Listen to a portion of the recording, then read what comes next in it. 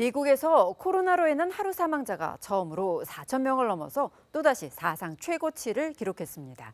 미국의 일자리 수는 지난 4월 이후 처음으로 감소한 것으로 나타나 코로나 여파로 악화된 경제 회복이 녹록지 않다는 걸 보여주고 있습니다. 워싱턴에서 김양순 특파원의 보도입니다. 4,085명. 어제 하루 미국에서 코로나19로 사망한 사람 숫자입니다.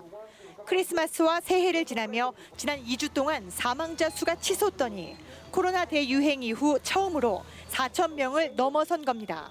It's every 6 seconds now a new case, and every 8 minutes somebody's dying here. But we've seen this across the country, and we've seen it particularly here where we have the densest metropolitan area in America. 지난 일주일간 하루 평균 신규 확진자 역시 22만 8,497명을 기록해 숫자는 늘고만 있습니다. 그나마 희망을 갖게 했던 백신 배포는 턱없이 더딥니다.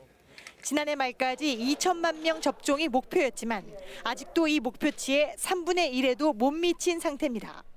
If we don't catch up on what the original goal was, then we really need to make some changes about what we're doing. 여기에 오늘 나온 일자리 보고서는 코로나19로 인한 미국 경제 상황이 수렁에 빠져 있다는 걸 보여줍니다. 지난달에만 14만 개의 일자리가 줄었는데 이는 코로나 유행이 시작된 4월 이후 첫 일자리 감소입니다. This December jobs report shows millions of Americans are still hurting through no fault of their own. We lost another 140,000 jobs, the first negative jobs report since the height of the pandemic in the spring.